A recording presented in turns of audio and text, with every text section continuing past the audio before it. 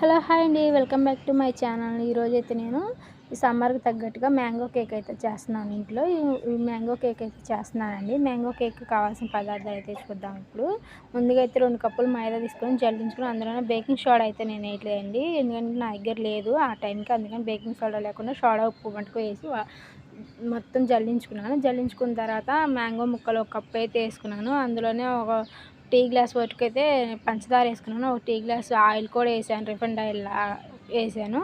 దాంట్లోనే కొంచెం మిల్క్ పోసి మిక్స్ చేసేసాను. మిక్స్ చేసిందంతా మటుకు ముందుగా జల్లించుకున్న పిండిలో అయితే వేసి మొత్తం మిక్స్ చేసానండి. చూసుకుంటా అయితే పాలు పోసుకుంటా కలుపుకున్నాను. మ్యాంగో కేక్ కాబట్టి నేను కొంచెం ఎల్లో కలర్ అయితే కేక్ కలర్సేనండి. ఇవి కేక్ కలర్స్ నేను ఆన్లైన్లో అయితే తీసుకున్నాను. మొత్తం 6 కలర్స్ ఏమో వచ్చినాయి, 150కి తీసుకున్నాను. ఈ కేక్ కలర్ కూడా మిక్స్ చేస్తున్నాను. ఇందులో ఎల్లో కలర్ అయితే తీసుకున్నాను, మ్యాంగో ఎల్లో కలర్ తీసుకొని మొత్తం మిక్స్ చేసుకున్న తర్వాత ఒక బౌల్కి ఆయిల్ రాసుకొని అందులో డస్టింగ్ చేసుకున్నాను.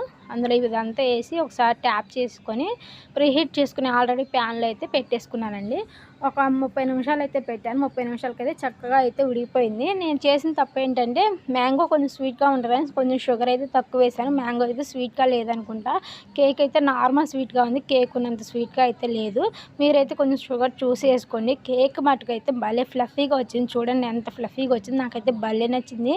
కొంచెం షుగర్ పెడితే మటుకు 100కి 100 అయితే వచ్చాయి. ఇప్పుడైతే 1 పాయింట్ అయితే తగ్గింది అనిపిస్తుంది.